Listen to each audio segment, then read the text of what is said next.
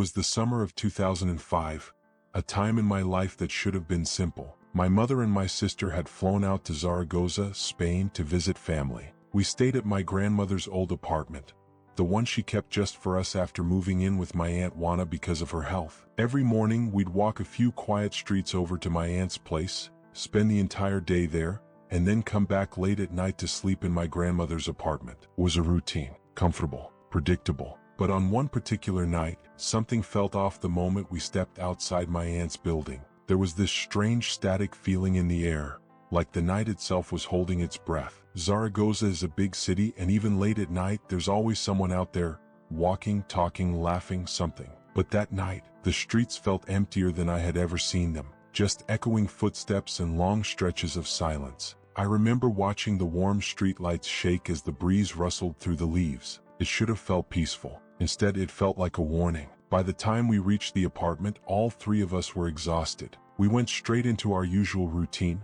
My mom watching a little TV, my sister showering, me going through my bag and getting ready to sleep. Everything still felt normal, just quieter. But then things started to shift. A family of African immigrants was renting the apartment above us. Spain has a large African community, given its proximity to the continent, so we never thought anything unusual about that. They were always polite, kept to themselves, nothing strange at all. But this night, something was different. It started with this faint sound like a rhythmic hum. We almost ignored it at first, until the hum turned into actual chanting. At first, it was soft enough that we thought it might just be music. But then it grew louder, and deeper, and darker. It wasn't singing. It wasn't casual. It was structured, repetitive, intentional. A voice, low, heavy, almost growling, vibrated through the ceiling and into the walls around us. By then, all three of us had stopped what we were doing. The lights began to flicker, not violently but inconsistently, just enough to make you notice. The air in the apartment thickened in a way I still don't know how to describe,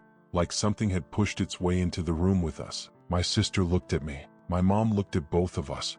And without even thinking, we all said the same thing at the same time. They just conjured something. The chanting grew louder, faster, more frantic, and then, mixed into it, we began hearing laughter, but not happy laughter. It sounded unhinged, almost manic, like multiple voices overlapping each other. Then came the screams. Not human screams exactly, and not the kind that sounded like someone was being hurt. They were sharp, sudden bursts, almost like something tearing through the air. None of us said a word. We all just sat there listening, frozen. And the worst part was that none of it felt far away. It felt like whatever was going on upstairs was spilling down through the walls and seeping into the floor and into the air we were breathing. My mom suggested that it was a ceremony, or music, or something cultural we didn't understand. And maybe that should have been a reasonable explanation. But none of this felt cultural. It felt dangerous. Around 3 a.m., the chanting finally died down. But even after it stopped, the apartment didn't feel normal again. Not even a little. There was this pressure in the air, like someone was standing right behind us, even when we were alone. Sleeping felt almost impossible. Every time I closed my eyes, I had this deep sense that something was staring at me. Like if I opened my eyes too quickly, I'd see something in the corner of the room. When I finally did doze off, it wasn't for long. The nightmares came immediately. Dark visuals, distorted faces, something crawling on the ceiling, shadows that bent and stretched like they had weight. I woke up drenched in sweat, my chest tight like I'd been screaming in my sleep. My sister woke up crying, saying she felt like something had been pulling at her legs. None of us slept the rest of the night. And the worst part? The presence, whatever it was, didn't fade the next day. For the rest of our trip, the air in that apartment felt wrong. The shadows felt heavier. The nights felt longer. I avoided being alone in any room, especially after sunset. My mom kept a light on even when she slept. My sister refused to sleep without whispering a prayer first. We didn't hear any more chanting after that night, but whatever they summoned, if that's what really happened, didn't go away. I know people have different beliefs. I know rituals and practices vary all over the world, but I've seen enough in my life to know that some things should never be tampered with. And some people don't understand the door they're opening until it's too late. I don't know what those people upstairs were doing, but I know the thing they called didn't leave. And honestly, I hope I never experience anything like that again. Once was enough.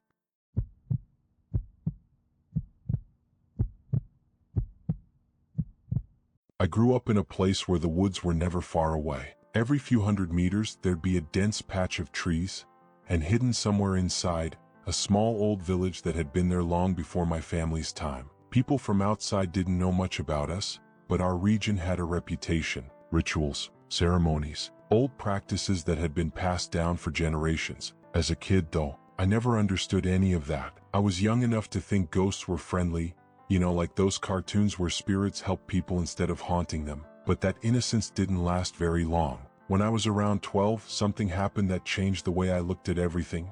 My home, the woods, the night, even the people around me. My family was considered one of the most respected and oldest families in the area. And even though we'd all heard the stories, we didn't really believe in the supernatural. Not seriously, not until that night. It was late, sometime past 2 a.m. I had woken up because I needed to use the bathroom. Usually, I'd wake someone up to go with me since the toilets were outside, but I'd been bragging recently that I wasn't scared of anything. So that night, I decided I'd go alone. I remember stepping outside and instantly sensing something strange in the air. The kind of heaviness that makes your heartbeat shift, like your body's trying to warn you before your brain catches up. But I kept walking. Every step I took toward the woods made me feel like my chest was tightening, like something deep inside was telling me not to go any further. I should have listened. As I moved closer toward the tree line, I noticed a faint glow coming through the branches. Soft and orange, like firelight. At first, I thought maybe someone was having a wedding ceremony or a celebration, something I used to see growing up. But the atmosphere didn't feel festive, felt wrong, too quiet, too still. That's when I saw them. A group of people standing in a circle, all of them wearing long robes and masks. Masks shaped almost like those plague doctor masks from the old paintings, long, curved, bird-like faces. They looked ancient, handmade, and somehow even more unsettling in the darkness. I should have turned back. However, curiosity can be a dangerous thing for a child. I crept a little closer, keeping behind a tree just close enough to see what they were surrounding. At first, I didn't understand what I was looking at. It was a figure, a person, wrapped tightly in strips of cloth, almost like a mummy. Only the eyes were exposed, wide, terrified, darting around like they were silently begging for help. He was alive. And the way he looked at me, even from a distance, I'll never forget it. His eyes looked like they were about to burst from pure fear. The people around him were moving slowly, rhythmically, humming something low under their breath. The sound vibrated, profound and unsettling. I didn't see everything clearly, just their movements, sharp, deliberate motions, each one bringing a shudder through the figure on the ground. They weren't screaming, it was more like choked gasps, the kind of sound someone makes when they're trying to hold their voice in, but the pain forces it out. I remember covering my mouth, not to hide, just to stop myself from making a noise. Then the humming stopped, the forest got completely silent, and for a moment, all I could hear was my own heartbeat hammering in my ears. One of the masked figures stepped forward carrying something, a bowl filled with a thick, dark liquid. When they poured it onto the figure's body, the reaction was immediate. His whole body jerked, almost violently, not like a normal reflex, more like something was pushing up from inside him. The movement went back and forth, unnatural, rigid, like something was trying to take control. That was the moment I realized, whatever they were doing, it wasn't a ceremony for the living, and I wasn't supposed to be there. I tried to back up slowly, quietly, but as soon as I turned, a snapping sound echoed beneath my foot, a dry branch, loud enough that every masked head snapped in my direction. One of them stepped forward, tall, broad shoulders, expression completely hidden behind that long, curved mask. He was holding something in his hand, a butcher's knife. I didn't wait for him to say anything. I ran. I don't think I've ever run that fast in my life. My heart felt like it was going to tear out of my chest. I didn't look back, didn't try to figure out how close he was. I just ran until I reached my house and slammed the door shut behind me as quietly as I could. It was 2:37 a.m. I remember the exact time, because I stared at the clock all night, too terrified to sleep, terrified of hearing footsteps outside. The next morning, I didn't tell anyone right away. I was scared I wouldn't be believed, or worse, that word would spread and those people would find out I had seen something I wasn't meant to. But my great-grandmother, she noticed I was shaken. She always noticed things like that. When I finally told her what I saw, she didn't look shocked. She sighed quietly as if she had expected this day to come. Then she told me something I wish I had never learned. According to old traditions, what I saw was a ritual meant to give wandering spirits a new birth, but not a human one. Something else, something old, something that didn't belong to the living world. She said I was too young to understand it, too young to be talking about it, and after that, everyone acted like nothing had happened. But I know what I saw. I know what chased me. I know those eyes looking at me were real, and sometimes when I walk past the woods even today, I swear I can still feel the same heaviness in my chest, like something is still waiting there.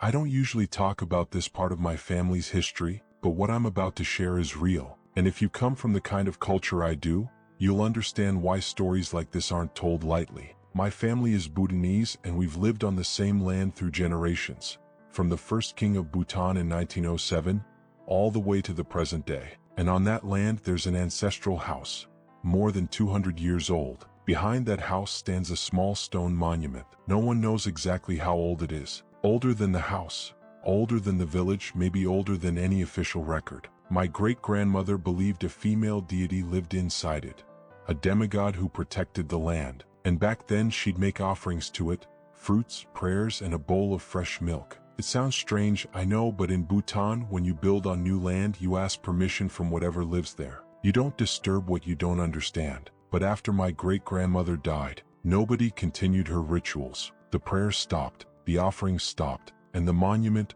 was just left there. For almost 40 years, my family moved away and only visited occasionally. But in 2017, my parents built a new house just a few yards from that monument. We held a big housewarming. Relatives, neighbors, everyone was there, even my grandmother, who hadn't returned to that place in over 30 years. She hated that house. She hated the memories that came with it. She had lived there under my great-grandmother, who, to put it simply, treated her terribly. Forced labor, food she couldn't tolerate, and constant scolding. My grandmother barely survived those years. So when she stepped foot there again, something felt off. A few weeks after the housewarming, she started to fall sick. Not in a usual way. She complained about freezing chills even in warm weather. She stopped talking, stopped eating, stopped caring. Her face lost all color. She looked like she was fading from the inside out. We took her to every doctor we could find. Tests, medicines, scans. Nothing helped. Every morning she looked weaker, like something was draining her. That's when my family decided to reach out to a well-known local shaman. And that is when everything changed. I wasn't in the room when it happened, but my parents were, and what they described still gives me goosebumps. During the ritual, the shaman fell into a trance. Her breathing changed, her voice dropped, and then suddenly she spoke. But it wasn't her voice. It was the voice of my great-grandmother. My parents swear it wasn't an imitation. It wasn't acting. The tone, the way she spoke, even the rhythm of her sentences. It was her. She said she was sad. She said she'd been forgotten for decades, that not one of her children or grandchildren had offered prayers for her after she died. And then she said something else. She said she hadn't been able to leave this world, because the deity in the stone monument, the one she worshipped, was holding her soul captive. My great-grandmother said she was trapped, unable to move on, stuck in the cold darkness of the Buddhist bardo, the realm between life and death. And she begged for the family to perform a massive ritual to free her. She said she wasn't trying to hurt my grandmother, but that her spirit had latched onto her, the one person she'd resented the most in life. She said the chills, the depression, the sickness, it was all because her presence was too heavy for the living. My grandmother wasn't being attacked, she was being pulled down, and if the ritual wasn't done soon, she might not survive. That's when the real ritual, the dangerous one, began. Only a high-ranking lama could perform it. So arrangements were made, a shrine was prepared, monks contacted, and offerings gathered. The ritual would take place on our ancestral land, and when it was done, my great-grandmother's soul would be transported to Tango Monastery, the same place she'd been cremated. But here's where things get disturbing. The shaman's role wasn't just to call my great-grandmother's spirit. She had to summon the deity, the one in the monument. My parents said the moment the shaman started her chanting, the entire room changed. The air felt thick, heavy, like the pressure dropped, and then the shaman froze. Her head snapped upward, her eyes rolled back. When the demigoddess entered her body, the shaman didn't sound like a human anymore. In a deep, distorted voice, she screamed, "Where is my soul? Give her back." She thrashed violently, running around the shrine, trying to break out through the doors. People had to block her physically, and she was strong, unnaturally so. Meanwhile, in the next room, the Lama worked quickly. He was binding my great-grandmother's soul to a sacred arrow, wrapping it in a ceremonial white scarf. Because once the soul was inside that arrow, the demigoddess wouldn't be able to take it back. When the binding was done, my uncle grabbed the arrow and literally ran to the car. He was instructed not to look back, not once. If he turned his head even a little, the ritual would fail. The monks at Tango Monastery had already opened the gates and begun chanting. They were waiting for him. My uncle told us later that as he carried the arrow, it kept getting heavier. By the time he reached the monastery steps, he could barely lift his legs. He said it felt like carrying a full-grown body, because in a way he was. Back at the shrine, the moment the arrow left the property, the demigoddess let out one final scream, and then vanished from the shaman's body. The shaman collapsed, unconscious. When she woke up, she didn't remember anything. After the ritual was completed at the monastery, my grandmother recovered within days. Her color returned, the chills stopped, and she began smiling again. It was like the life that had been drained from her had been given back all at once. Since then, my family has restarted the offerings to the stone monument, just like my great-grandmother did, because whatever lived in that stone was real, and it didn't like being forgotten. Even today when I visit that land, I never walk too close to the monument. I don't know if the deity is still there. I don't know if she's watching. All I know is this: some traditions aren't meant to be abandoned. Some spirits don't let go easily, and some souls don't rest unless you help them find their way out of the dark.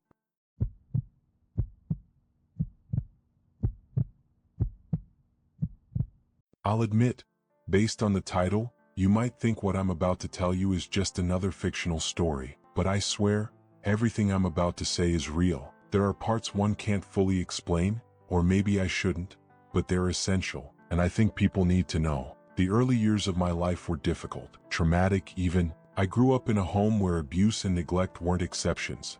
They were the rule. It was a broken environment, the kind that chips away at you until desperation becomes a constant companion. And when you're 10 years old, trapped in that kind of life, desperate for something, anything, you start looking for answers wherever you can. I spent nights alone on the computer after everyone else had gone to sleep, searching, reading about religion, spiritual practices, everything from Catholicism to voodoo to Satanism. I posted on forums hoping someone, anyone, could give me a glimmer of hope. And one night, on some random, obscure corner of the internet, someone replied, not with advice, but with an invitation. They said they'd been following my posts, watching me. Their temple, they said, was ancient. Their teachings could give me strength, power, even freedom from the life I was trapped in. I know what you're thinking.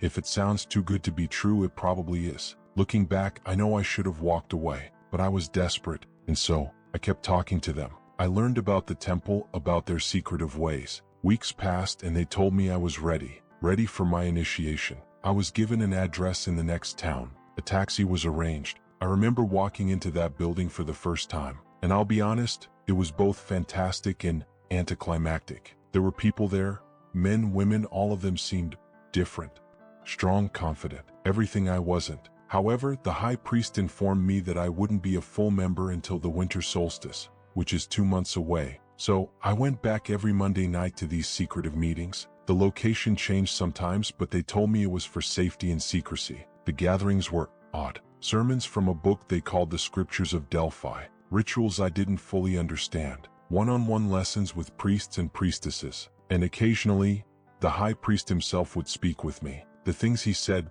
often felt like they were coded, hidden. I'm not at liberty to go into detail, he would say. And then the winter solstice arrived. The high priest sat me down, and this time, he didn't hold back. He told me that the ritual I was about to undergo would change everything. My life, my relationships, my very being. But he warned me, it came at a cost. In fact, he told me quite plainly that the ritual kills about 75% of those who attempt it. I asked questions, and eventually, he told me, it would turn me into a vampire, like him, like the others in the temple. I didn't believe him at first. I was angry. I thought he'd lied, but he insisted he hadn't. And in that moment, I realized I had little to lose. I had already been on the edge of death many times over. Suicide had been a constant companion. And now, here was a chance. a chance to survive, to be strong, or to die trying. The ritual. I won't go into the full details, for obvious reasons, but it involved a lot of blood. I don't know if I truly died that night or if it just felt that way, but when I came to, something in me was gone. My soul, my vitality, it felt like it shriveled up and caught fire. The temple members celebrated. I felt nothing. My body was in agony, my mind numb. The high priest helped me to my feet and welcomed me. I was now part of their family. He told me the vampirism wouldn't fully take effect for a few days, but I'd feel certain urges, needs, and he led me to a woman, pale, underweight, with a port in her forearm. Blood flowed into a glass. The first taste, I can't describe it adequately. Metallic, yes, but more than that, it was intoxicating, addictive. I drank and it felt right, but the sunrise came and I became violently ill. Vomiting, tremors, chills, maybe even seizures. The high priest instructed me to rest and stay away from others, but I ignored him. I thought I wasn't dangerous, and then I collapsed, and in that unconscious state I felt dead, disconnected, but aware, watching myself from somewhere else. When I woke, the hunger was overwhelming, and with it, something else. Rage, pain, the desire. I couldn't resist. I won't go into what happened next. It's unpleasant and I don't want to incriminate anyone, but I finally understood what the high priest had meant. That night, I overcame my abusers, and for a while, I was taken in fully by the temple. My home was gone, but their doors were open. Years have passed. I travel between chapters now. I study. I sometimes slip up. I feed, but I've learned control, mostly. Every winter, the temple recruits new members. Every solstice, not all survive, and I am approaching the rank of high priest. Soon I will oversee initiations myself. If you're reading this, know this. There are others, like me, watching, recruiting, waiting, and not all of us are as well-behaved as I am. So when you browse the darker corners of the internet, remember this: the night is not empty, and the Temple of Selene is real, and we are always hungry.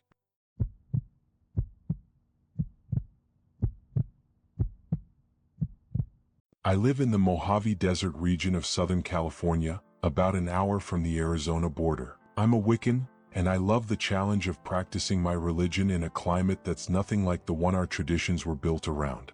Sometimes, I take camping trips into the desert, just me, my faith, and nature. No distractions, nothing but what I need to survive, and the tools I need for my rituals. This story happened on one of those retreats. I had set out the day before Beltane, the Sabbath marking the beginning of summer. I found a secluded spot in the wilderness and set up camp. I planned a solitary ritual, a high circle, just me performing the core elements of Beltane. I won't go into every detail, but I marked a sacred circle, set up an altar, made my offerings, cornbread cakes, mulled hot cider, and began my prayers to my deities. At first, everything felt normal, but then something changed. The temperature dropped. Not just a little, it got unseasonably cold. The desert can get chilly at night, sure, but it had been warm just minutes before. And now, my skin went numb, my ears ached like I'd stepped into midwinter. Then I heard it, a faint brushing, crunching sound, something moving toward me through the desert. I froze.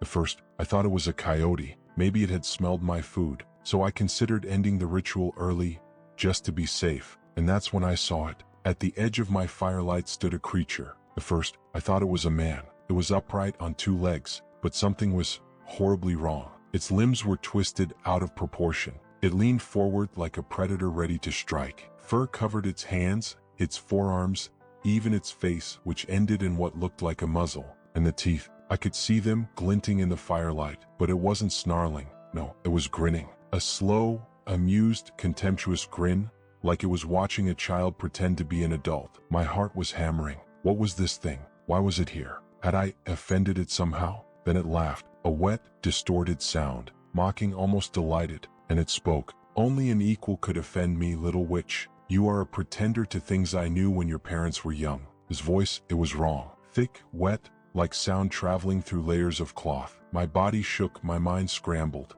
Leave me alone, I stammered. I'm not trespassing. I'm just praying.